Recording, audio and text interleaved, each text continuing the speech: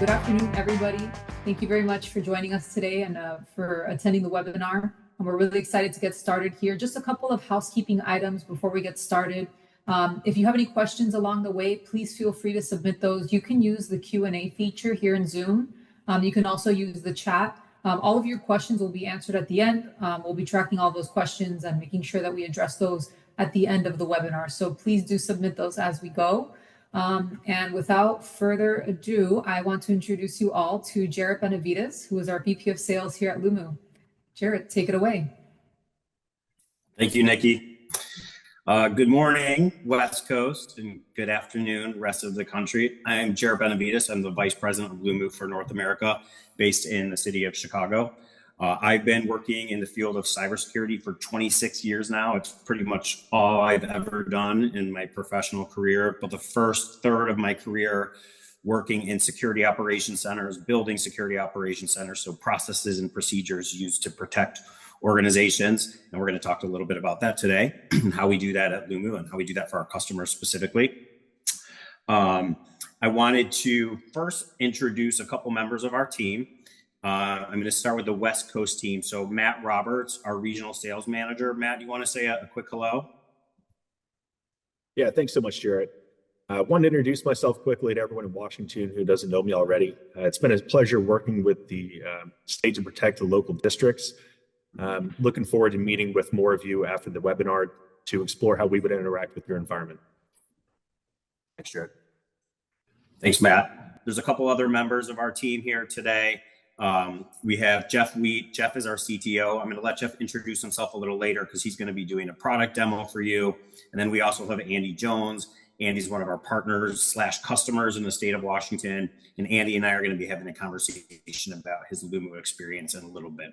But we're going to start first. I'm going to tell you a little bit about our company and our product and the partnership that Lumu has with K-12 across the country, and how we are doing automated network detection and response for schools. And what does that mean? So Lumu is automating the whole process of security operations for our customers. So monitoring, detection, blocking. We have a SaaS platform that does all of that for our customers. It's all automated, really minimizes any human interaction needed to perform security tasks that historically are pretty human intensive. So we're really excited about this. We're excited how our product's being received by K-12. I think we really understand what your guys' challenges are. It's nice for me too. I said I've been doing cybersecurity for 26 years.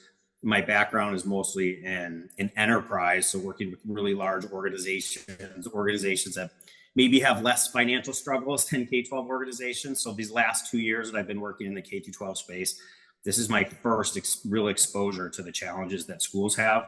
I did grow up in a K-12 household. However, my dad was a high school teacher and counselor and track coach and football coach and night school administrator in Detroit Public Schools. So it's really nice to be working in K-12 and doing something that means something to me personally. So let's get started with a conversation about Lumu and our technology. So first, a little bit about the company. We are headquartered in Florida. We were founded in 2017. We have about 1,500 customers now, and we see a mix in K-12 when we're talking about these accolades that we hear at the bottom and the analysts. Sometimes we talk to schools who do follow this stuff. Sometimes we don't. But I like to include it here because the Gartners or the Forresters or the GigaOms of the world, these are the thought leaders of the cybersecurity industry. These are the organizations that are looking for what's happening out there, what's coming next, what's important, who's doing innovative things in this space. And they're all talking about Lumu. So we've been identified by all of these folks as a company that's doing something really important in the cybersecurity space. This is just my slide. You just missed the intro slide. This is really my first slide. So talking about these analysts, the Gartners, the Forresters, and then the World Economic Forum. The World Economic Forum identifies technology companies that are doing potentially disruptive things in their industries.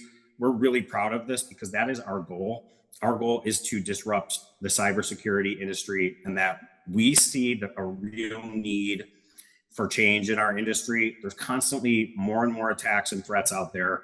And historically, we've been solving them with more technology, slapping more products, more software on top of it, and driving our costs up. And the attacks are not coming down. We're not really making impact on how we're being attacked or the results, how we're protecting ourselves. So our philosophy at Lumu is that we need to take a step back and figure out how to do more with the security technologies that we've already invested in, things we've already paid for, we've already gotten approval for from our management or our boards, things we're already implemented and we're using. Like, how do we get more out of things we're already doing and minimize these ever-growing costs, which we've been experiencing forever. And Lumu helps our customers do that. We're going to talk about how we do that.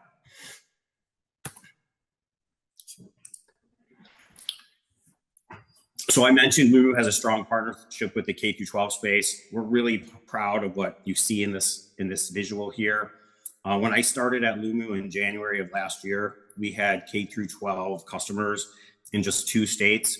We now have K-12 customers in 29 states, and it's growing really fast. Again, I think we are addressing problems that we know schools have. We're super accessible from a price standpoint.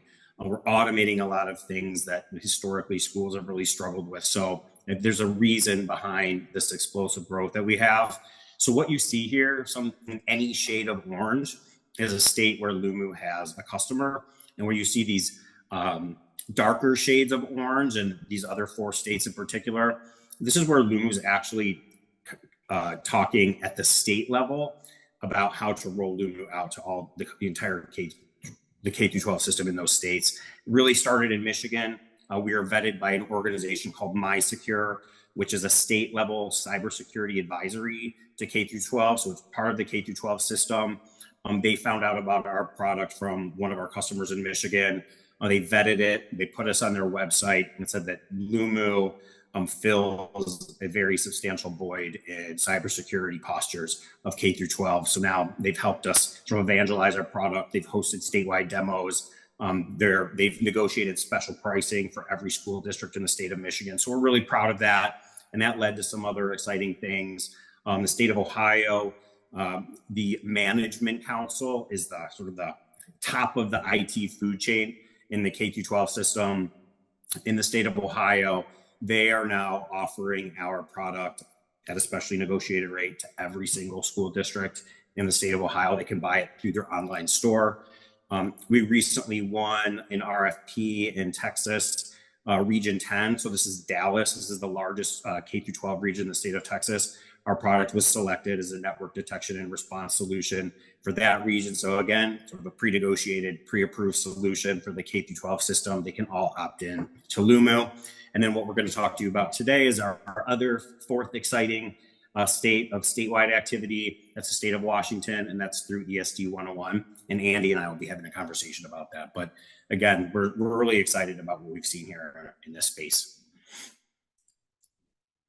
So why are schools using Lumu? Again, our philosophy is to help schools get more out of these cybersecurity investments they've already made.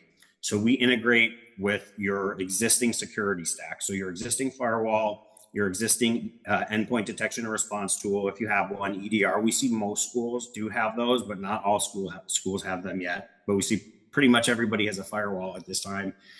Lumu snaps right on top of those 2 technologies that you already have and makes them better, and they make us better. So we view those as essential technologies. You should have a firewall, you should have an EDR, but you should also have Lumu. And why is that? So EDRs and firewalls are, again, they're essential technologies, but they're limited to protect certain things. So at the firewall, it's just perimeter protection, endpoint detection and response. The EDR is limited to protect the devices only that it's installed on. So your endpoints, your servers, your workstations, that leaves a lot of gaps in network protection. So the rest of your network still is vulnerable. The rest of your network still needs to be monitored. And that's what Lumu does. We collect logs from your network that tell us what every single device on your network with an IP address is trying to do. Where is it trying to go out on the internet? who is it trying to communicate with and who's trying to communicate with it. And if we detect a communication that we can validate or suspect is malicious, it's talking to a malicious IP address or a malicious domain out there, we integrate with your firewall and with your EDR to block those communications. So we say, hey, firewall, we, Lumu, detected something that you didn't see. You need to start blocking this connection. If this IP or domain is trying to communicate with anything on the network, you need to start blocking it. Same with the EDR. Don't let that IP or that domain communicate with these endpoints. EDR, you need to start blocking it. And again, we're doing this for every single device on the network. And this is why Lumu is so effective, is because we're taking a holistic approach to monitoring, detection, and blocking. Again, this is all automated. Our software does everything by itself. So after the initial deployment, it's almost really a set it and forget it. We may just have you log in and say, hey, just validate that you saw this. But for the most part, our software is doing everything. And we'll talk a little bit more about that too. So this is actually how it works. We're gathering network metadata. So some of the samples that we might gather are DNS or data from your firewalls, your email. We are checking all of those logs that we ingest to our cloud against known indicators of compromise. Well, those are known threats. So known malicious IP addresses, known malicious domains. If we detect that a device on your network is trying to communicate with a known threat actor, we instantly open an incident and we orchestrate the block. We say, hey, firewall, start blocking. Hey, EDR, start blocking. If we don't make an immediate match, we don't stop with the analysis. We take all of those logs that did not take an immediate match. We run them through a couple layers of our artificial intelligence because we're completely AI-driven technology. We call this our deep correlation process. And we look for indicators of high probable compromises. So anomalies, things that have never seen before. Why is this printer we've had for 4 years suddenly talking to China for the first time? So we do some analysis. We make a decision on behalf of the customer. Is this an attack a communication we feel we should block? Is this a malicious attack? If it is, again, we orchestrate the change with the firewall, with the EDR. And if not, we might just keep it on high alert and watch it and make sure that it is nothing, or we'll make a decision later. Everything that we learn about new attacks, we're filtering that back to our known indicators of compromise, our database of known threats. So we start blocking that from that point on, not just for that one customer, but for all of our customers, which means if you are a customer, you are also benefiting from everything we're seeing in our other customer networks. And as a side note here, but a pretty substantial side note, we save all of this metadata for 2 years. So if you ever need to go back and query your data, do any search, all that data is available to you. This is what an incident looks like. Now you're going to see this in Jeff's demo, but I like to call this out because I say, if there's one thing you remember that Lumu does from this conversation today, this is it. This is a real example of an attack against one of our customers, which of course has been anonymized. This was a Cobalt Strike malware attack. So you see over here to the right, steps 1, 2, and 3. This is how Lumu works. So this customer had Lumu integrated with their Fortinet firewall. Lumu detected this malware attack on one of their servers at 1:52 and 47 seconds AM. By 1:52 and 48 seconds AM, 1 second later, Lumu had alerted the firewall to the attack, and the firewall had implemented the block of that communication. So between detection time and blocking time, only 1 second had passed.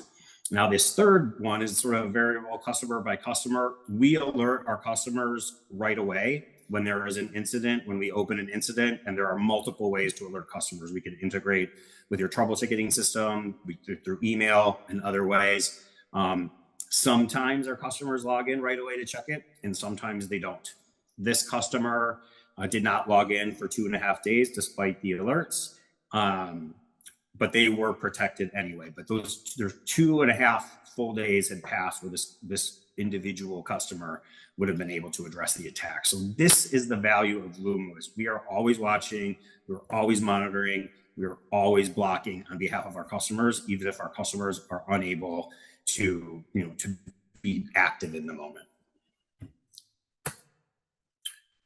So just a recap of the benefits of Lumu, 24/7 protection of students, faculty, data, and IT infrastructure. We're protecting everything on the network and everybody on the network. But we are only charging schools for computer using faculty. So we aren't charging extra for students. We're not charging for students. We're not charging for network devices. We are only charging, we license our product by the number of faculty and staff that have to log into a computer to do their job. This keeps the quantities much lower, and this really helps us make the pricing accessible to schools. We're detecting and blocking everything in an automated fashion. So again, no human interaction needed. Our software is doing everything. We're doing all of the heavy lifting for our customers. Lumu starts working as soon as it's installed.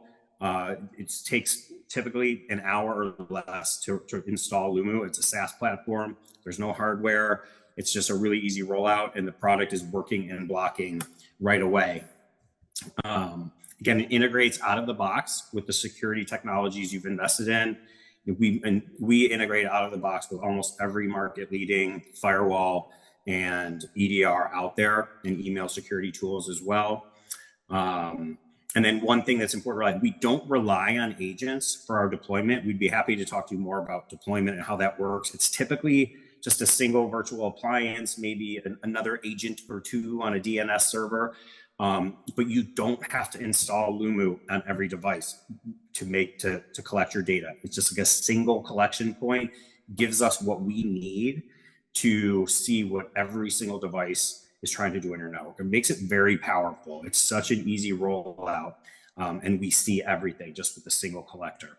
Now, on the topic of agents, we do have something exciting that we're offering to schools as well, is we have an agent available now to monitor Chromebooks. So student devices historically have been sort of a blind spot in terms of who's doing what on your network. We can now tie students to individual devices.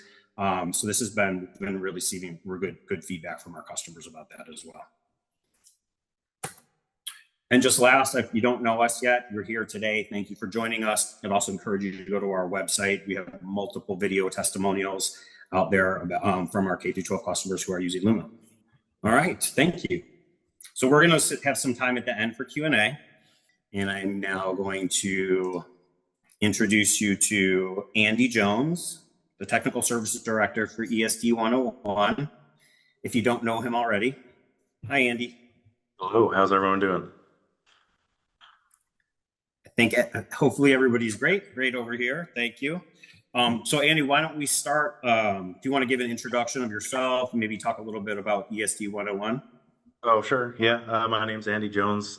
Like Jarrett said, I'm the Technology Services Director here at ESD 101. This is going on my 13th year at the ESD. ESD 101 covers Northeast Washington. If those of you who are not from the state of Washington, ESD's Educational Service District. Your state might call it like a Educational Service Agency, BOCE, Educational Service Co-op, regional. There's several different acronyms out there, but anyway, yeah, we serve Northeast Washington. We're the largest geographical ESD in the state. 59 public school districts are in ESD. Our Technology Services Cooperative has, I believe, 49 participating districts in that cooperative. Of those 49, 30 of them, we are their tech support. So we are boots on the ground, hands out in the field, getting technology work done. We support everything from little things like deploying Chromebooks, hooking up interactive flat panels, to like network and server support, cyber support, really anything that's IT related. So and the reason I'm obviously here today is because part of that Technology Services Co-op, we have a program that we offer called the Essential Software Program. What that is a program where the ESD puts together pricing on solutions, software, hardware for school districts in our region, and with Lumu, hopefully across the state here. But the whole goal of that is to drive down the price and make cyber especially more affordable for our K-12 districts. And Lumu is now fortunately part of that offering. Okay, great. Thank you for that intro. So could you share with the attendants here, how did you find Lumu? How did you find Adversaries? Yeah, sure. I guess ultimately it boils down to we were looking for an NDR solution. We had been doing cyber assessments with CISA, Eastern Washington University, and we identified the lack of like an NDR as a pretty big, significant gap in kind of across the board in our region. We didn't have many schools. I don't know if we had any schools that had a true NDR solution in place. So we were actually discussing it at one of our regional meetings in Gonzaga Prep. Who had been trying the solution said, "Hey, you really need to check out Lumu." We got connected with Lumu through Gonzaga Prep. At the same time, Spokane Public Schools is actually, which is the largest district in our ESD region. They had recently engaged with Lumu as well and had good things to say about it. So they were encouraged us to kind of get connected with you guys. So it sounds like you are out there looking for an NDR solution, right, or shopping around some sort of full network monitoring solution. Why did you choose Lumu? I guess I'll start with saying you guys were by far the easiest vendor to work with out of the people that we did like assessments of. You guys took the time to listen to us and kind of understand like we're not just a single customer supporting a single entity. We're just ESD trying to support a whole region. And yeah, you really listened to what we were trying to.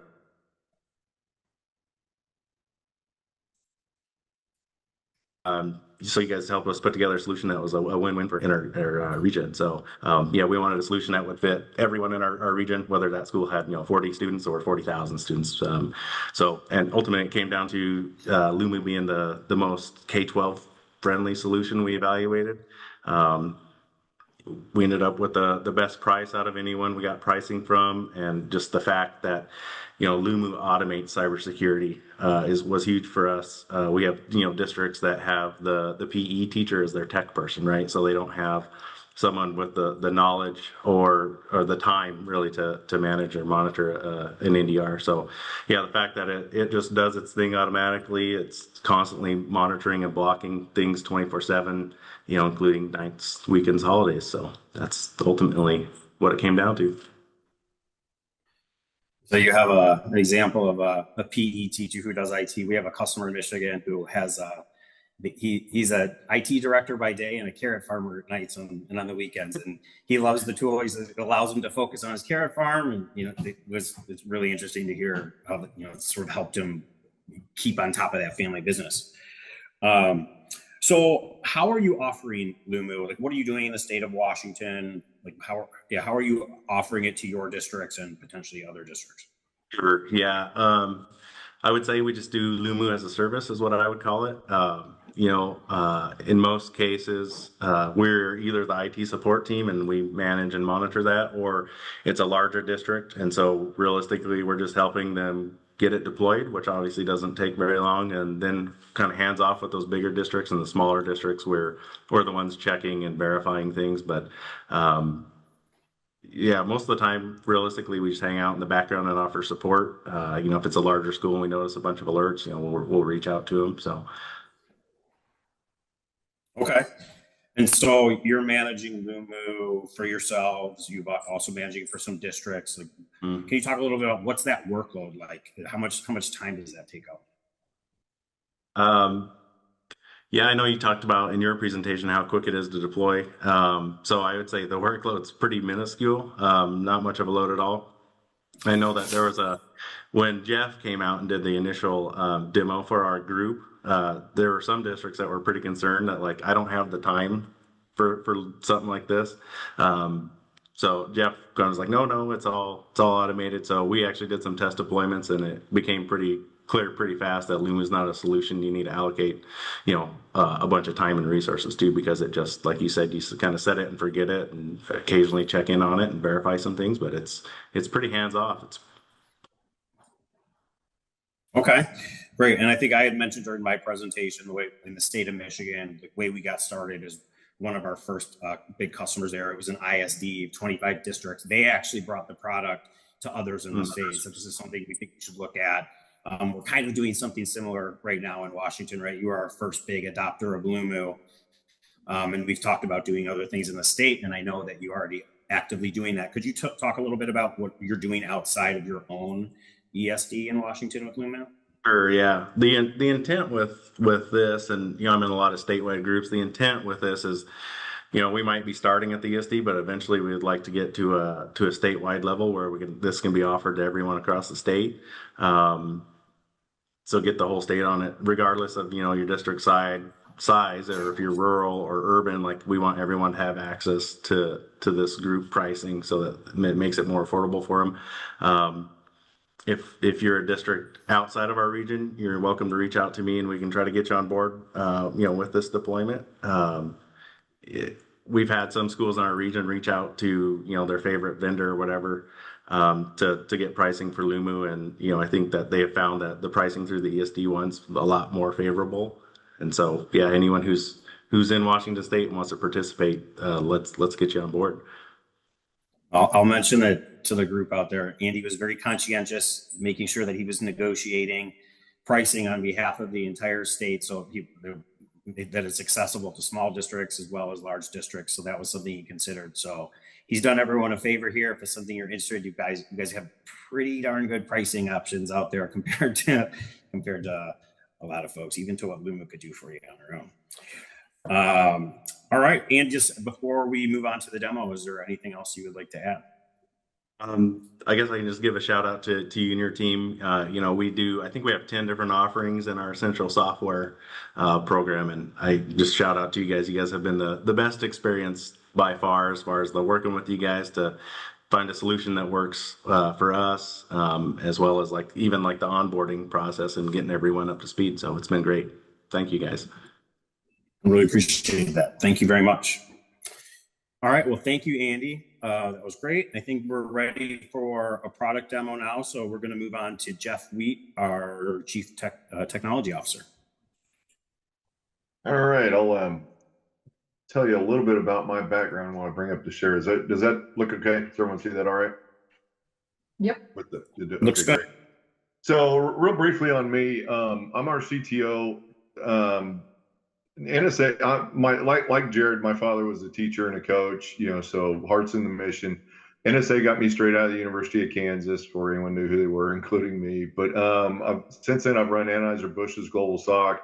I've also been a CISO running incident response. So when I walk through this, I'm going to give you kind of an operational feel of how you might do it. Now, as Andy said, I don't want to scare the smaller schools. We have schools with 88 students, and the bus driver is the IT person, right? So we have a lot of schools that really just fire and forget this, but there are more capabilities in there if you felt the need you need to drill down on. That's what I'm going to kind of walk through. First off, down the left-hand side of this is the overview. It's where it all starts. It's where the platform comes in. You kind of get a first deal. A lot of people who do look at the platform daily, they come to us first before they go down, because we're going to lead them to what other investigations they may need to do based on the information in it.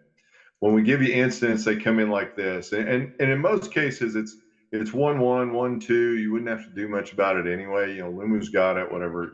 Just fire and forget, and that's how most do. But there might be some things you want to look at. For example, we color code the types of attacks that you're experiencing. Command and control is the worst, so we put it in red to get your attention.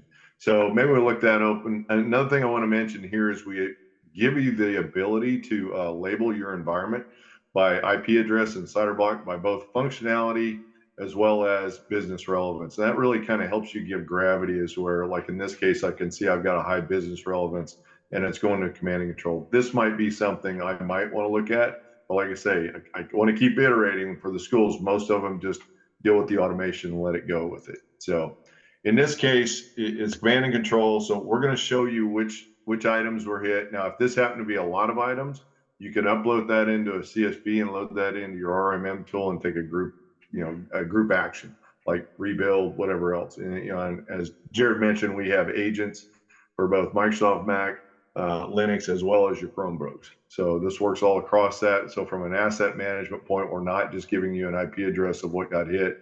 That's little Jimmy's, Chromebook, and tell them to bring it in. But Under that, we're going to give you some more detail because there's an agent on there. I can tell who's logged in. And in this case, they are using a PowerShell, and in the ransomware world, PowerShells are used to put backdoors into systems. So that might, again, another reason I might keep digging. So we give you highlights on what's going on.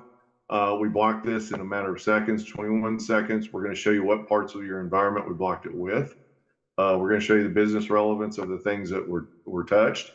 We're also going to show you the attack distribution. This becomes important in finding patient zero, right? A lot of times one will get hit and then it'll start to spread. You'll see that spread across this attack distribution. You always go to patient zero, point of first infection and stuff. It's just kind of standard cyber. Now, another thing we do is we give you a radar that shows you the pattern of attack. It's 24-hour radar.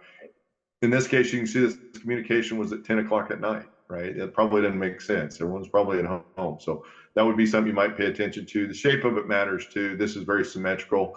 It tells me it's either a small instance or it's still in a mechanical state. In the ransomware world, they start off with automated processes. When the human gets involved, it's because they smell money. They're getting close to go time on your ransomware. When that happens in this radar, you'll see a very odd asymmetric shape because that's how humans, behavior looks in the radar. So that's there.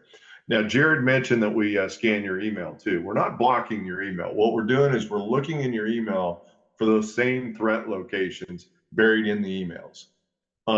We don't keep your email. We just keep track of who got those. Now, had this incident been started by someone clicking on an email, we would show you the email that caused it down here, who it was to, title of the email, and any attachments that were with it. That we call that email intelligence, because the way you can use that is you can look at that and go, okay, was this just something that Jared clicked on on a DriftNet type deal that could have got anyone, or is this something that was targeted specifically at my school? Anytime someone's targeting your school, pay attention. They're going to try multiple ways to get in. So that's why we call it intelligence, and it's the additional value we give. Now we do a lot, and Jared already talked about the operational timeline over here. You keep that, the take actions on that. One take action we do, we allow you to mute things. Now, I've only had one customer do that before. We were doing VPNs, and it was because they were using GitHub to teach a class, and they still wanted to do that. So, we advised them how to do it, and unmute it. Now, in the VPN world, we block the VPNs. We block Tor. Tor, if you don't know what Tor is, it's in the movies where it's bouncing all over the globe to obfuscate where it's coming from. That's Tor. I always use the analogy: if someone walks in your place of business with a ski mask on, nothing good's going to happen. That's Tor. So we track and block that, but we also block other VPNs. Now, you may have selected a VPN that your staff can use. It's very easy to go to the take action deal and mute that particular VPN, but still block all the other VPNs. So it's one of the advantages we have over that. Makes it easy. Now, this is really deeper dive stuff. I don't want to scare you with it, but it's more threat intel on this is a company we own, Multiverse, so that we had quality control over the threat intel that's coming in to go with the other 90 sources of threat intel we have. That gets kind of deep, but if you ever get in a situation where you've taken patient zero out and it's still spreading and trying to phone home, you can come here for additional reading on the threat actor that may tell you their TTP, what we call TTPs, techniques, tactics, and protocols. And you may find that they're using a worm. I've had a school had that before. So at that point, you go to the end of the chain and block it. There's just things that give you. The attack matrix, as an incident responder, this was our playbook. We knew if we stopped them earlier in this stage, these were the things that we're going to try and do to get around us. What this is saying is these are all the techniques that a threat actor has used against people in the wild. I call it really when your enemy tells you who they are, believe them. Whenever there's a big spread across this is a serious actor. Had it kept going, you would have gotten ransomware. So after that, let me show you the email real quick. I told you we collect the email. We give you a top-down view too, like what times of day, what types of attacks, those are known for. Also, this is probably one of the more important ones. Who's getting the most of it, right? If that's your superintendent or your CFO, pay attention because they probably whale fished you for them to be at the top. And then we do give you details on the attacks themselves. You can kind of see what emails are coming in that have those threat actors in them. You can see the pattern of attack in this. It's a list, and it continues to be a list. They probably just scrape that off the dark web. You might just get them to reset the their email password, stuff like that. So it's very straightforward, very easy to use. That's why we call it intelligence, because it gives you that. Now, the collectors and stuff, we'll walk through those. We collect with a virtual machine at your enterprise environment. That's why we're able to see cameras, printers, operational technology, all that new, awesome, educational technology you got that you can't put an EDR on. We're able to see that. If that's communicating with a threat actor, we're going to protect that for you. And then finally, our integrations. We have a number of integrations. That's why, like Andy said, we're so easy to install, because it's literally just out of the box what we do. So it's all set up to be easy to operate, easy to run, easy to maintain. And that's our main deal. So with that, I'll give you back to Jared. And any questions, put them in the chat. I'll watch the chat while we go on, and I'll jump in there and answer any of those there too. Thank you, Jeff. Maybe Yeah, go ahead, Jared. I was going to actually ask, one of the questions we get a lot from organizations that are looking at Lumu is, if we block something, what is the chance that we might be blocking, like taking something out of production? Like, are we going to block a server? Are we going to keep it from working, or what is the risk? Could you talk a little bit about the risk? Yeah, we don't run into that. In the cyber world, it's called false positives, right? And it's a real pain. With I don't know if you've ever heard of it, user entity behavior analysis. A lot of that is what happens in your MDR SOCs and your very sophisticated platforms. We don't have that problem, because the things we're blocking, bad things happen to them, right? All attacks have to come from somewhere, and they've got to come over the network. We're looking for the somewhere, and we're automatically visualizing what's going on in the network. So when we say something's bad, it's because something bad happened there. Someone's gotten ransomware from there. It's out of the deal. So there really isn't a false positive where we're blocking something. We only block communications that are going from your network out to these threat locations. So we're not chatty. You don't get a bunch. It's also very efficient. Like the incident I showed you had multiple contacts to multiple devices. In the old world, before like NDR and what we're doing, you would be working those from the bottom up. You'd go to each one of those contacts to evaluate whether it was a threat.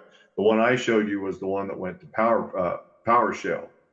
And gave you the time and the endpoint, whatever. That would be the one, if you were doing a deeper investigation, you would go directly to that and not have to look at the other 3-4 contacts in there. So to your question, we don't have false positives like that, because I use kind of a crude term. Once a crack house, always a crack house. Something bad happened at these locations. If you don't have any reason to go there other than the one I just gave you on GitHub, we didn't recommend they do that, then that's why it should be blocked. And we're just blocking that malicious. We're just blocking that malicious communication. We're not right. Yeah, we're not taking any element in your environment out of play. We're not. That's why I mentioned the email. We're not blocking email either. So you're not having to deal with the superintendent calling you up because his email got blocked. He may call you up and ask you why you can't get to that site, but then you can explain to him why. But all right, thank you, Nikki. Yeah, thank you guys for that. I have a couple of questions here. I guess they were sent my way. Guys, feel free to drop more questions in the chat. I have a couple here. We'll start with this one. How does Lumu differ from other cybersecurity tools that schools may already have in place? You want me to take that, Jared? Sure. Yeah, in terms of how we differ, we backstop your existing systems. So we're taking the systems that are in there and making them better. So when they get past that, Jared showed you the illumination process, right? Those lists and stuff like that. A lot of firewalls and stuff use those. If we only did that, we wouldn't be that special. It's that illumination process of identifying when those bad guys move to those new locations. They move there a lot. When we catch that with the AI and block that, if we block it on you, it dynamically goes back into that list, and now every school is protected against that. So that's what makes us different, is the dynamics of the system, the fact that we go back into up to 2 years data and tell you first and all contact with that threat actor. If they've been in there a week or something and no one knew about them, we're going to show you everything that contacted. That's what makes us, we're an NDR if you put us in a box. But what makes us different is all the other stuff we do. It's our AI, it's our automation, the fact that you guys can change up whatever you're doing and we're going to reintegrate at no cost, right?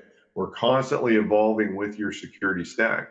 Now, another thing I didn't show you, but another thing we do is because we're in that stack and sitting behind it and connected to all of it, we do an executive report. We auto generate that every week for you. You can date range it to whatever you want, if you want to do it quarterly. A lot of people use that as their artifact for their insurance, as far as any compliance as well, because that becomes a report that's written for the whole security stack.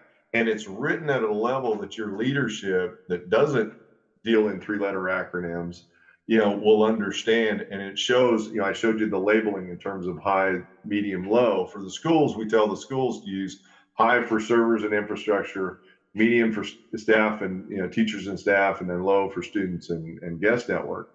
When we do those reports, it shows what parts of that environment are being hit and by what. So, it's real easy to forget about the security side, right? We're like umpires. No one remembers our name unless we, blow the call. This is, I call it the why you pay me report, right? Because it's going to show you all this stuff isn't happening behind the curtain. We're pulling it out and putting it in a way that, they can understand. And you don't have to do that. In traditional cyber, you'd have to go to each of those devices and build a story and then take it and dumb it down, for lack of a better term, down to what a superintendent could understand, what the people with the budget could understand. So we have cities and stuff that have told us. Go ahead. So just building on that answer in terms of what makes us different, again, it's our holistic approach. So other cybersecurity technologies do pointed things.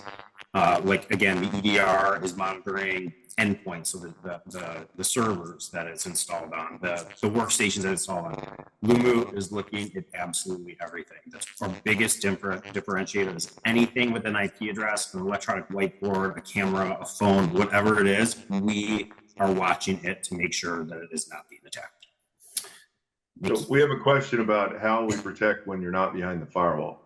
That's the purpose of the agents. We don't require the agents on-prem, but we recommend you use them for things like servers and stuff because we can see who's logged in and stuff. But when your teachers take their laptops home and go grade papers and whatever, like Jared and my fathers did, mine didn't have a laptop back then, but Jared points it out when I say that. But so when they take that home, that agent's on there, it's monitoring that deal. So that screen I showed you and the devices that were touched is a conglomerate of what's on premise, off premise. It doesn't matter if they're off premise. We're going to see that. And then if there's an EDR on it, we use the capabilities of the EDR to block it while it's off. But even if it doesn't, if that teacher got into something while they were gone, you're going to get alerted when it happens. And when they come back into the environment, the firewall is already going to be set up to block it.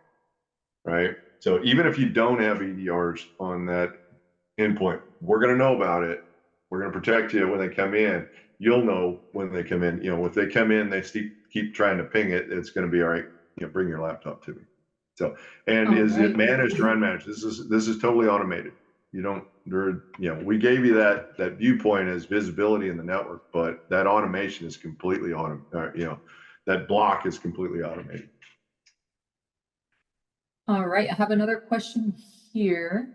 I think you answered two of the ones that were in the chat there. So the other question was, I think this sounds more like it's for Andy. How was the implementation process, and is it easy to roll out across multiple? Sure. Like I mentioned in my little quick Q&A there with Jarrett, yeah, super simple to set up. We usually just have a conversation with the district on what they're trying to accomplish and which integrations they want, and then within an hour you're kind of up and running. So super easy. We've deployed it out to 15-ish different school districts, and of course we see them all on our dashboard there. But yeah, like I said, it was one of the easiest things we've deployed. So nice. All right, next question. How quickly can Lumu start detecting threats after it's set up? Maybe that's a Jeff question. Take that. I think that's based on a lot of that UEBA that I talked about. There's a learning cycle. If you think of something that's recognizing behaviors on an endpoint that might have 100 different applications on there and everyone uses it different, that takes a while for it to understand what normal behavior is. We don't have that problem. We're working straight out of the box. We mentioned the list that we go off of. That immediately works. But even that AI that we're doing on the network traffic, when you think about it, there's not many things you can do uniquely on a network, right? So we learn your patterns very, very quickly on that in terms of, do you normally go there? Frequency, port. If I see Nicole logged in, but I see stuff flying across at machine speed, that doesn't make sense, right? So we look for patterns in there that are known patterns already. So we work straight out of the box, is the short answer to your question. Perfect. And just building on that answer, if you're setting up integrations, also the blocking is immediate as well, the blocking functionality. All right, great.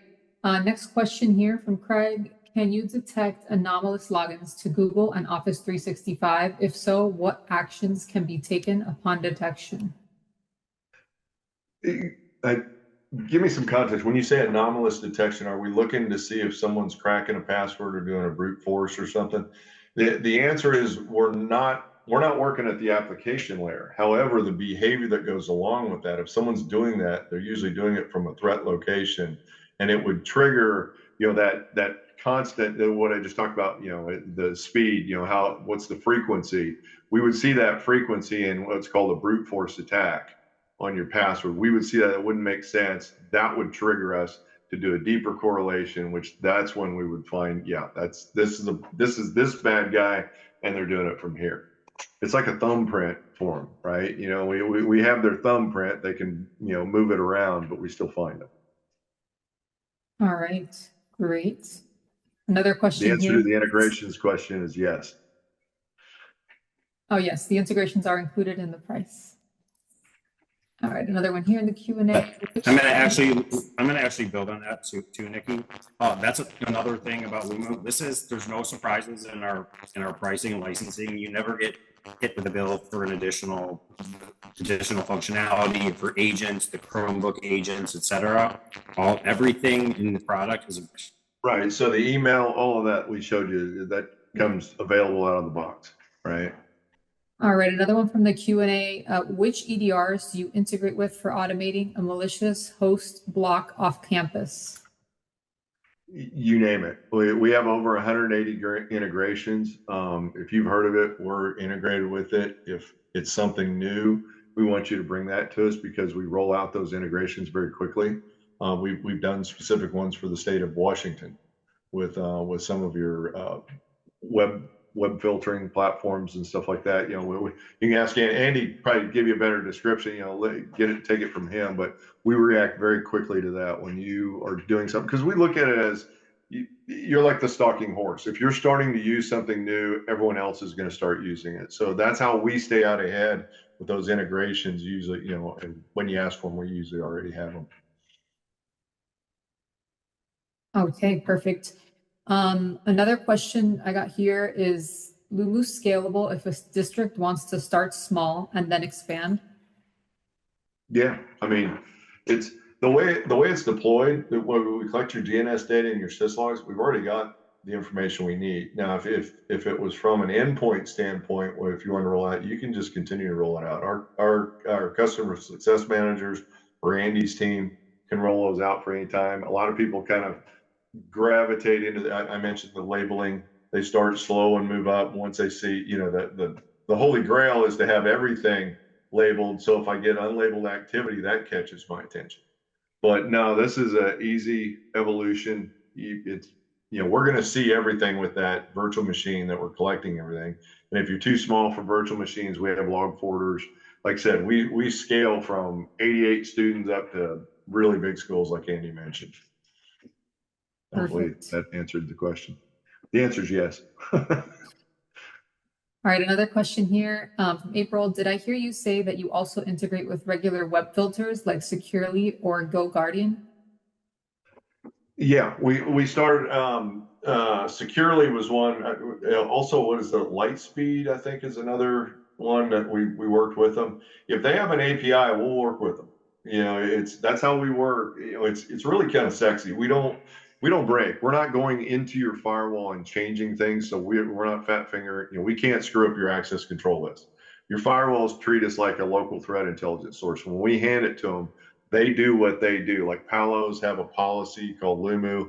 it'll take that it knows to go and block it. So the same as with your web filters, right? You know, those are policy-based web filters, but I know we're starting to see a groundswell of people not paying for the web filtering in the firewall, but using that device to do it. Now, that's why that's what drew us over to it. And that's how we react to things. That became as a result of working with Andy, where that idea came from, right? Because, I won't mention the vendor, but one of the vendors, the price was going up on that web filtering service. So that's how we did to block it at that level. You know, you can't put policy, we don't block gun violence or porn or whatever. That's not what we do. We're looking for bad locations, but we will work with those devices that do, if that's the way you want to block at a domain level. Is that a good answer, Andy? Yeah, I was going to chime in and say, like, yeah, when we initially did our deployments, we kind of had an uh-oh moment, like, oh, this might not work. And yeah, Jeff and the whole team over there were like, well, we're going to make it work. So yeah, we were the ones who threw out the idea, like, hey, we don't do web filtering at the firewall level, but they built us an integration so it would still work at the firewall without the web filter license, and then worked with the common web filters that we're using in our region to make that happen. Yeah. That's how we roll. We're proud of it. Okay, another question here. Do you have an integration for Huntress EDR? Hunter, in general, any MDR SOC, the way we deal with an MDR SOC, like a Huntress or whatever, I didn't show it to you because I didn't want to get down in the weeds, but all that context I showed you, we present out to a SIM or an MDR SOC in what's called Styx Taxi. That is a standardized format for communications in threat intel environments. So we do that to them. They can take that and put that into their advanced algorithms. Those lists that we showed you for our larger like MSSP partners and whatever, we have what's called bring your own threat intel. And that's part of the multiverse pitch. Is like if they come in, they can bring in via API. If their threat intel group identifies something that's bad for the environment, their environment, they can bring that in and put it into that filter, and it's automatically blocked across their environment. I've had customers tell me we're the easy button for automation for that reason. So if you have an MDR SOC service or whatever, like a Huntress or whatever, we can not only pass it to them, we can take the logs from them, just like any other SIM. We have integrations with SIMs. That's why we scale from small to big. Whenever I'm talking to a larger organization, I assume this is probably coming from a larger organization, I usually talk about us being left in the logic. It's the first thing the threat team comes in and looks at, because it's going to drive what they're going to look at downstream, just like the short investigation I showed you. All right, great. I think that's all of the questions that I saw here. Andy, Jeff, Jarrett, Matt, everyone, thank you for your time, and everyone who joined us today. Really appreciate you joining us for the webinar. Thank you, and have a great rest of your day. Thank you, everybody.